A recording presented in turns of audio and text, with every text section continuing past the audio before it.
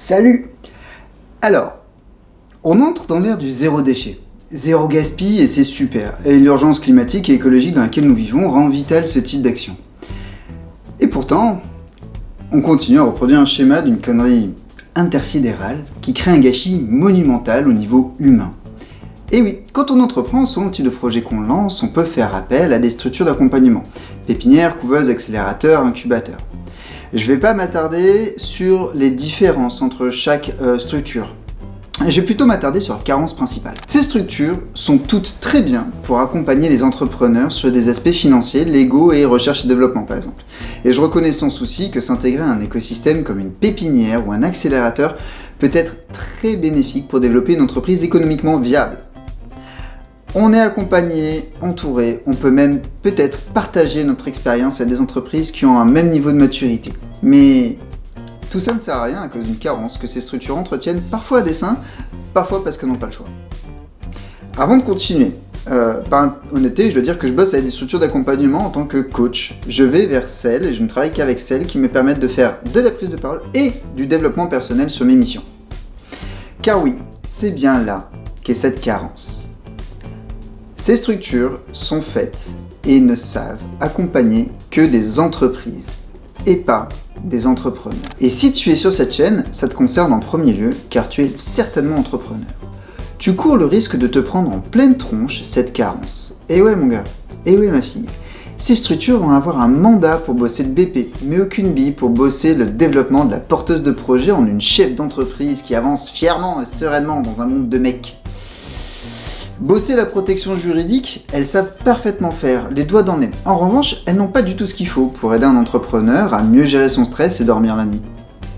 Financer la R&D sur des fonds publics, c'est easy pour elles. Mais pour créer une vie cool qui permette d'entreprendre correctement et sereinement, ça, c'est pas leur cam. Alors comment faire ? Déjà, tu peux commencer par prendre soin de ton équilibre vie pro, vie perso. Ça te fera jamais de mal. Ensuite, tu peux aussi bosser tes connaissances en développement personnel pour acquérir ce qui t'est nécessaire. Et si tu penses que je prêche pour ma paroisse, voici pourquoi tu cours un risque. La vente, c'est de la confiance en sa capacité à avoir créé un bon produit. Le lancement, c'est pareil. La négo sur un gros contrat, c'est de la gestion du stress. Le recrutement, une bonne connaissance de ses valeurs personnelles et d'entreprise. L'association, assertivité et communication non violente. La levée de fonds, confiance en soi pour pas se faire acheter à 2 €, la gestion du stress pour gérer l'attente et du leadership pour embarquer tes financeurs avec toi pour réaliser ta vision et pas celle qu'ils pensent être la plus adaptée. Et des exemples comme ça, j'en ai encore. Et ouais, certaines boîtes comme Station F ont tellement de monde à accompagner que c'est globalement impossible pour elles de se préoccuper des porteurs de projets à un niveau perso. D'autres structures n'ont pas les ressources ou plutôt préfèrent financer des Learning Expeditions sur le plateau du Golan, au CES ou en Chine. Et je dis pas qu'elles servent à rien, je dis simplement qu'avant d'inspirer des entrepreneurs à développer des business comme ceux de là-bas, peu importe où est le là-bas, ça serait peut-être pas mal de faire en sorte que ces entrepreneurs ne soient ni en dep, ni en pré-burnout, ni en bad, ni en train de créer les conditions d'un divorce bien crade qui les parasitera sur les 2 prochaines années et les empêchera de réaliser le plein potentiel de leur entreprise. Et c'est là qu'on va se marrer. Quand toutes les boîtes seront allées au CES sur un mauvais casting, quand tous les entrepreneurs reviendront avec une motivation mal placée, génératrice de burn-out, on ramassera les pots cassés. Au niveau humain, et on dira que l'entrepreneuriat c'est pas pour tout le monde, qu'il n'était pas vraiment fait pour ça. Et que finalement c'est pas la faute des structures, c'est leur faute à eux. Alors qu'en fait, ils étaient juste mal accompagnés. Et ça, ces structures-là, elles veulent pas l'admettre. Et les structures, accélérateurs, incubateurs, pépinières et autres, en question, ne veulent pas admettre le fait que le développement personnel a sa place dans l'accompagnement des entreprises, des jeunes entreprises, et qu'elles sont incompétentes sur ce domaine. Sur d'autres domaines, elles sont excellentes, mais sur ce domaine, elles sont incompétentes. Mais il existe une autre solution, une deuxième solution, un moyen qui va venir non pas des structures, non pas des professionnels comme moi, mais un moyen de changer cet état de fait qui viendra des entrepreneurs, des entreprises qui seront accompagnées par ces structures.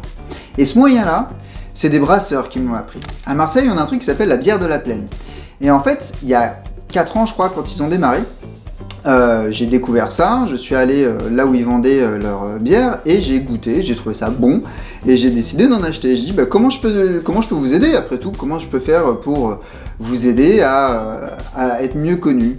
Et le gars m'a dit tu vas dans un bar et tu commandes une de nos bières. Ils en auront pas. Ils se sentiront cons, donc déjà, il y a moyen que tu gagnes une bière, ce qui est jamais perdu.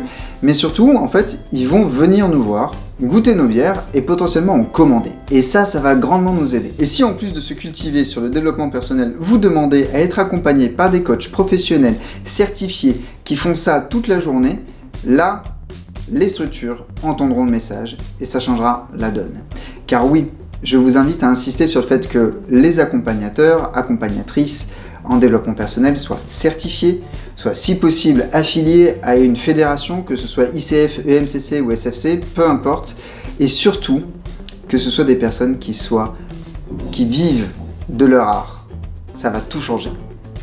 Et à moyen terme, ça va permettre de faire évoluer la situation et de faire en sorte que les structures arrêtent de créer du déchet humain, du gâchis humain. À court terme, le plus simple est de suivre cette chaîne, ça a l'avantage d'être gratuit et sans engagement, et si tu as vraiment envie d'aller plus loin, tu peux t'abonner à ma newsletter ou réserver un créneau pour une discussion avec moi. Tous les liens sont en commentaire, bien évidemment. Et comme d'hab, si tu connais quelqu'un qui pourrait avoir besoin d'entendre ça, partage la vidéo sur tous tes réseaux sociaux. Et si tu veux me faire des pings, vas-y, fais-toi plaisir. Allez, bisous.